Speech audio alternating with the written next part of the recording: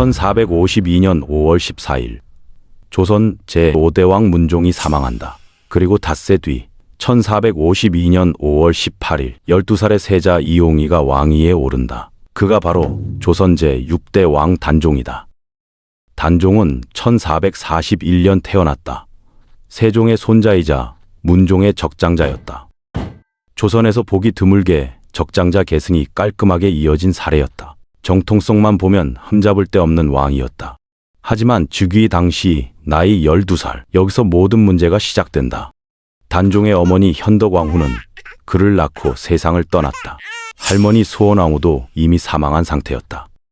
즉 왕실 내부에서 어린 임금을 직접 보호해줄 직계 어른이 없었다. 문종은 죽기 전 김종서, 황보인 등 대신들에게 단종을 보필하라고 유언을 남긴다. 이를 고명이라 한다. 임금이 후사를 부탁하는 공식적 위임이다. 따라서 즉위 직후 조정의 실권은 김종서를 중심으로 한 대신들에게 집중된다. 어린 왕의 시대, 대신 중심 정치가 시작된 것이다. 그 무렵 또 다른 인물이 있었다. 세종의 둘째 아들 수양대군, 훗날 세조가 되는 인물이다. 문종 재위기까지는 전국 운영의 중심이 김종서였다. 수양대군은 정치 핵심에서 다소 비켜 있었다. 그러나 단종 즉위 이후 상황은 달라진다. 1452년 하반기 명나라에 고명사은사를 보내야 하는 문제가 생긴다. 조선왕의 즉위를 명황제가 공식 승인하는 절차였다. 이때 사신으로 자원한 사람이 수양대군이다. 그는 종친 대표 자격으로 명에 다녀오며 정치적 위상을 강화한다. 1453년 권력 균형이 서서히 흔들리기 시작한다. 김종서 세력은 왕권 강화를 명분으로 종친 세력을 견제하려 한다. 수양대군은 자신을 배제하려는 움직임을 정치적 위협으로 받아들인다. 그리고 1453년 10월 10일 계유정난이 발생한다. 수양대군은 무력으로 김종서, 황보인을 제거한다. 사실상 군사 쿠데타였다.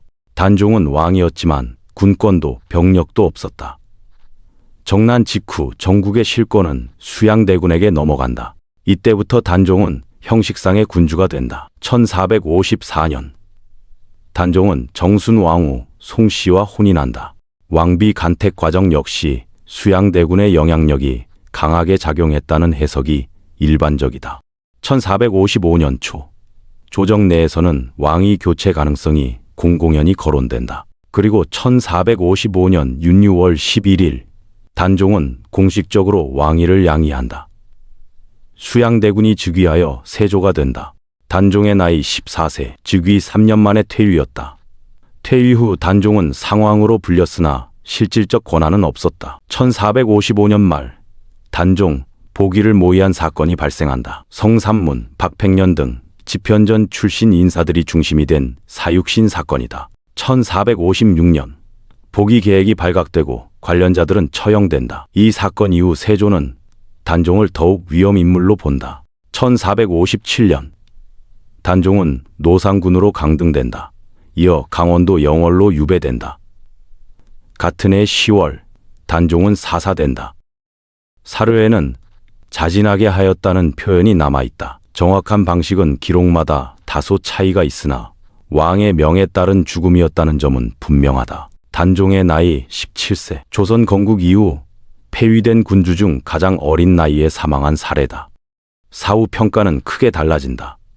성종대에 이르러 단종은 복권된다. 묘호 단종을 받으며 왕으로 복위된다.